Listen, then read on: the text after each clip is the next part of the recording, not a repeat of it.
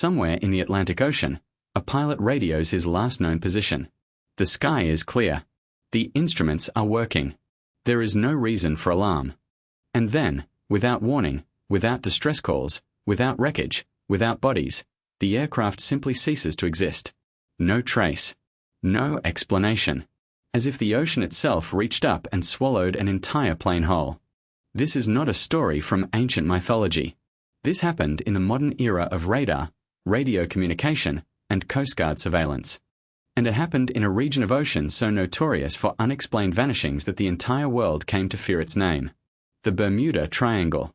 Stretching across roughly 500,000 square miles of open Atlantic water, the Bermuda Triangle forms a loose geometric shape connecting 3 points: the southern tip of Florida near Miami, the island of Bermuda far to the northeast, and Puerto Rico to the southeast. Within this boundary, over the course of the past century, an estimated 50 ships and 20 aircraft have disappeared under circumstances that defy conventional explanation.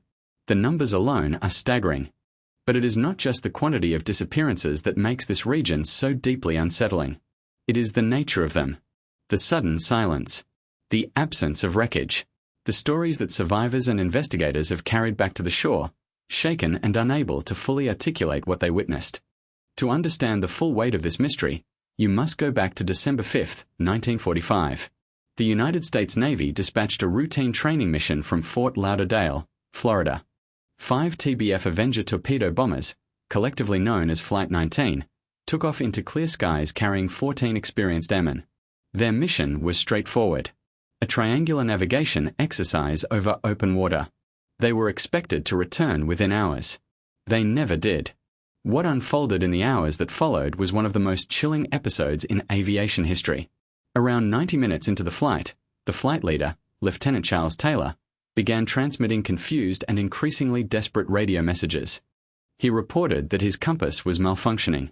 He could not determine which direction was west. The ocean below him looked wrong. Nothing looked familiar. The other pilots in the formation were equally disoriented.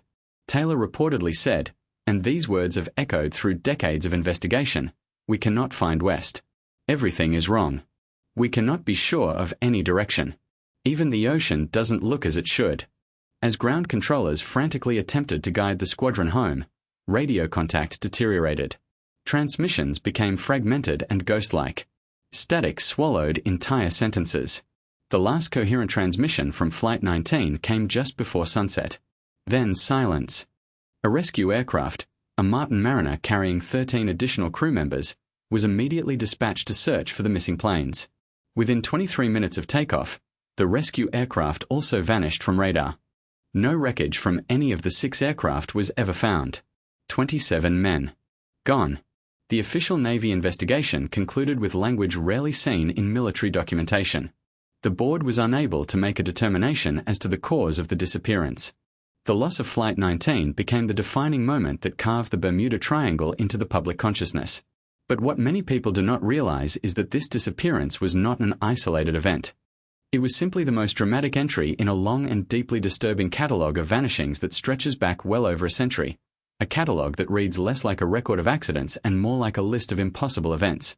In March of 1918, the USS Cyclops, a massive Navy collier carrying over 300 men and a cargo of 10,000 tons of manganese ore, departed Barbados under clear skies and calm seas. It never arrived in Baltimore. No distress signal was ever received. No wreckage was ever located. At 442 feet long, this was not a small vessel. This was a ship of enormous size and military capability, crewed by trained Navy personnel. President Woodrow Wilson himself commented on the disappearance, stating that only God and the sea know what happened to the great ship. To this day, the fate of the USS Cyclops remains the single largest loss of life in U.S. Navy history not related to direct combat. Then there is the strange case of the Mary Celeste. While technically discovered outside the Triangle's boundaries, this ghost ship set a template for the kind of mysteries that would come to define the region. The vessel was found drifting in the Atlantic in 1872, perfectly intact, fully stocked with supplies, with no signs of violence or struggle. The crew's personal belongings were untouched. Half-eaten meals sat on the dining table. The cargo was secure. The lifeboats were gone. And every single person aboard had vanished without explanation. Investigators were left with a mystery so complete so perfectly unexplained that it has never been fully resolved to this day. The deep waters of the Bermuda Triangle hold more than just missing ships and planes. They hold questions that modern science still struggles to answer with confidence. The region sits over one of the deepest points in the Atlantic Ocean, the Puerto Rico Trench, which plunges to a depth of nearly 28,000 feet. In certain areas, the ocean floor drops away so steeply and so suddenly that wreckage could conceivably sink to depths that render conventional search and recovery operations nearly impossible. But depth alone cannot explain the complete absence of debris fields. Ships do not simply vanish clean. Even vessels that sink in catastrophic circumstances leave behind something. Fuel slicks, floating cargo, life preservers. The sheer cleanliness of these disappearances is what separates the Bermuda Triangle from ordinary maritime tragedy. Investigators, scientists, and obsessed amateur researchers have proposed dozens of theories over the years, ranging from the scientifically plausible to the breathtakingly strange. Methane gas eruptions from the ocean floor, rogue waves of extraordinary size, magnetic anomalies that corrupt navigation instruments, human error amplified by disorienting conditions, and then, in the shadows of the more extreme theories, the suggestions that something else entirely is at work. Something that science has not yet named and perhaps cannot fully explain. The disappearances have not stopped. They have continued into the modern era, into the age of GPS and satellite communication and aircraft transponders that are virtually impossible to simply switch off. And yet they go dark. And yet the ocean stays silent. The Bermuda Triangle is not simply a legend born from exaggeration and fear. It is a place with a documented, verified, and deeply troubling history. And to understand why these vanishings continue, we must look closer at the forces, both natural and perhaps unnatural, that govern this extraordinary stretch of ocean. Because the physics of this region may be hiding something far more terrifying than anyone has yet dared to fully confront. For decades, scientists have looked at the Bermuda Triangle not with fear, but with equations. With datasets and pressure measurements and sonar readings pulled from the darkest trenches of the Atlantic.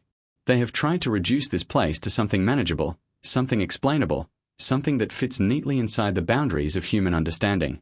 Some of them have come remarkably close. And what they have found is not reassuring. The Gulf Stream is one of the most powerful ocean currents on Earth. A river within the sea, it moves north from the Gulf of Mexico, cuts through the Florida Straits, and rushes through the heart of the Bermuda Triangle at speeds that can exceed 5 miles per hour. That may not sound like much, until you consider what that current can do to a vessel already in distress. A disabled boat, a drifting life raft, a floating debris field, all of it can be swept hundreds of miles off course within hours. Evidence that would normally lead investigators to an answer gets swallowed by the Gulf Stream and carried away before a single search plane ever leaves the ground. Bodies never wash ashore where rescuers are looking. Wreckage appears in places that make no logical sense. What looks like a supernatural vanishing is, in part, an oceanic conveyor belt quietly erasing every trace before the investigation even begins. But the Gulf Stream alone cannot explain the speed of these disappearances. Ships and planes do not simply drift away in calm conditions. They are hit by something. And the Bermuda Triangle sits at a meteorological crossroads unlike almost anywhere else on the planet. Warm, humid air rising from the tropical Atlantic collides with cold fronts pushing down from the north. The result is weather that can transform from clear skies to catastrophic violence in under 30 minutes. Waterspouts, some reaching hundreds of feet into the air, can materialize with almost no warning. These are effectively tornadoes over water, and they have the power to tear a small aircraft apart or capsize a vessel in seconds. Pilots who have survived encounters near this region describe walls of cloud that seem to form instantaneously, as though the sky itself is closing around them. Radar systems have recorded storm cells building from nothing to full intensity faster than the instruments could properly track the change. Then there is something lurking beneath the surface that may be even more dangerous than anything in the skies above. The seafloor beneath the Bermuda Triangle is riddled with enormous deposits of methane hydrate, a frozen compound of natural gas locked into crystalline ice structures deep in the sediment. Under normal conditions, these deposits remain stable and silent, but shifts in temperature, pressure changes, or seismic activity can destabilize them without warning. When that happens, the methane releases in a sudden, violent eruption, sending massive bubbles of gas surging up through the water column. Scientists in Norway have studied craters on the ocean floor believed to have been caused by exactly this kind of explosive release. The craters are enormous.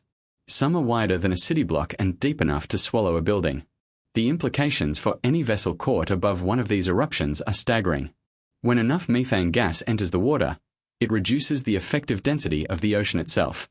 The water, suddenly laced with enormous amounts of gas, can no longer support the weight of a ship. The vessel does not sink slowly. It does not take on water gradually and give the crew time to reach the lifeboats. It drops, suddenly and completely, like a stone through air, dragged beneath the surface in seconds before any distress signal can be sent, before any survival procedure can be executed. The ocean closes above it, the gas disperses, and within minutes there is no visible evidence that anything ever happened. This is not speculation. This is physics, demonstrated in laboratory conditions and supported by seafloor geology. The question is not whether this can happen. The question is how often it already has. The Bermuda Triangle also encompasses a portion of the Sargasso Sea, one of the most unusual bodies of water on Earth. Unlike every other sea on the planet, the Sargasso Sea has no land boundaries. It is defined entirely by surrounding ocean currents that trap its warm, uniquely still water inside a kind of circular cage. Within that cage floats a living mass of sargassum seaweed so thick in places that early sailors believed it could grab a ship and hold it fast.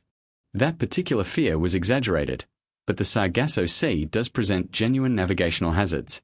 Its near-total calm creates problems for sailing vessels dependent on wind.